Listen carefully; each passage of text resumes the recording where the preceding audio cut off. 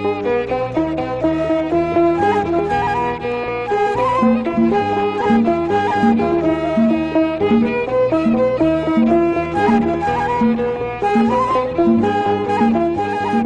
ሐዋርያት ምዕራፍ 15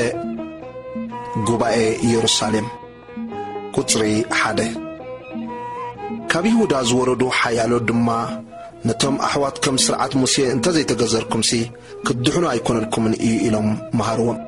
ኣብ መንጎኦምን መንጎ ጳውሎስን ባርናባስን ብዙሕ ምፍልላይ ክትዕን ምስኮነ ከዓ ጳውሎስን ባርናባስን ካባታቶም እውን ሓያሎ ካልኦትን ብዛዕባ እዚ ባእስዚ ናብ ሐዋርያትን ሽማግለታትን ናብ ኢየሩሳሌም ክድይቡ መደቡ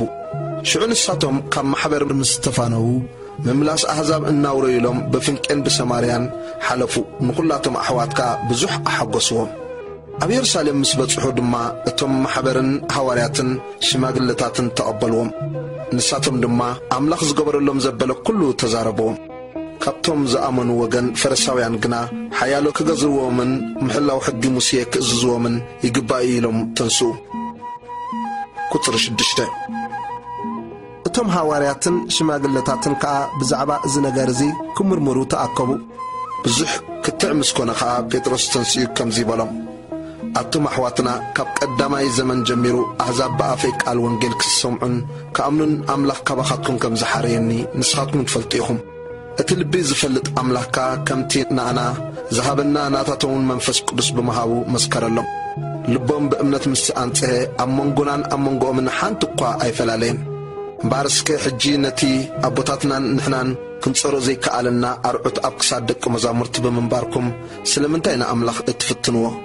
ንሕናስ ከማታቶም ደኣ ብጸጋይ ጐይታና ኢየሱስ ከም እንድሕን ንኣምን ኣሎና ኩላቶም እቶም ህዝቢ ድማ ሰቕበሉ ነቲ ባርናባስን ጳውሎስን ከመይ ዝበለ ዓብዪ ትእምርትን ተኣምራትን ኣምላኽ ባእታቶም ኣብ ኣሕዛብ ዝገበሮ ክነግርዎም ከለዉ ከዓ ጽን ይብሉ ነበሩ ንሳቶም ስቕ ምስ በሉ ከዓ ያዕቆብ ከምዚ ኢሉ መለሰ ኣቶም ኣሕዋትና ስምዑኒ ኣምላኽ ካብ ኣሕዛብ ንስሙ ህዝቢ ምእንቲ ከውፅእ ቅድም ከመይ ከም ዝበጽሖም ስምዖን ኣዘንትዩ ኣሎ ምስ እዚ ድማ እቲ ቃል ነቢያት ይሰማዕ ከምቲ እቶም ዝተረፉ ሰብን ስመይ ኣባታቶም እተጸውዐ ኩሎም ኣሕዛብን ንጐይታ ምንቲ ክደልዩ ነታ ወዲቓ ዘላ ድንኳን ዳዊት ከም ብሓድሽ ክሰርሓ ነቲ ዑናኣ ክሕድሶ ከም ብሓድሹን ክቕንዖ እየ እዚ ነገር እዚ እቲ ካብ ዘለዓለም ፈሊጡ ዝገብሮ ጐይታ ይብል ኣሎ ዝብል ጽሑፍ እዩ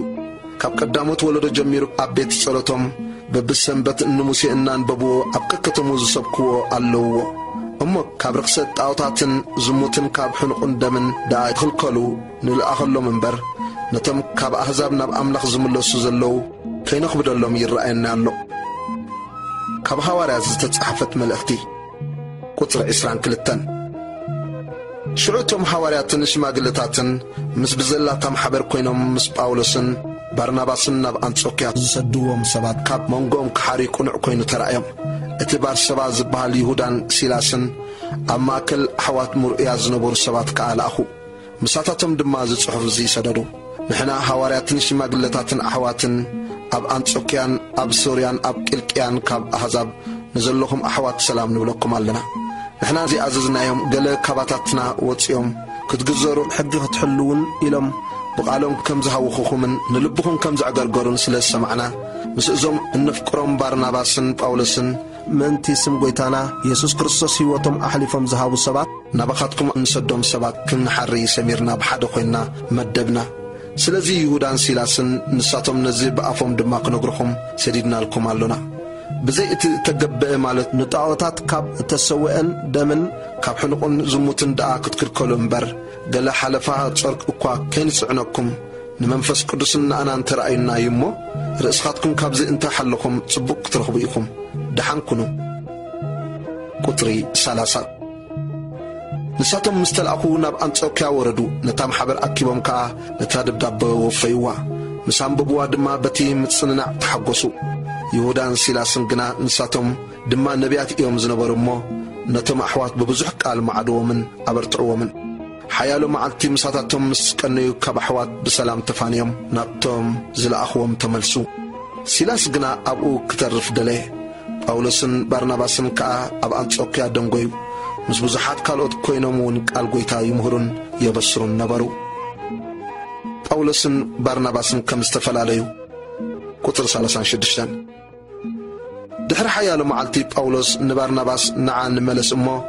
ኣብተን ቃል ጎይታ ዝመሃርናለን ዘበላ ከተማታት ነቶም ኣሕዋት ንብፅሓዮም ከመይ ኢሎም ከም ዘለዉ ድማ ንርአዮም በሎ። ሽዑ ባርናባስ ነቲ ዮሐንስ ዝበሃል ማሪቆስ ከዓ ምሳታቶም ከማልእዎ ደለየ። ጳውሎስ ግና ነዚ ካባታቶም ኣብ መፊልያ እተፈለየ ምሳታቶም ከዓ ናብቲ ዕዮ ዘይመጽእ ክማልእዎ ኣይፈተወን።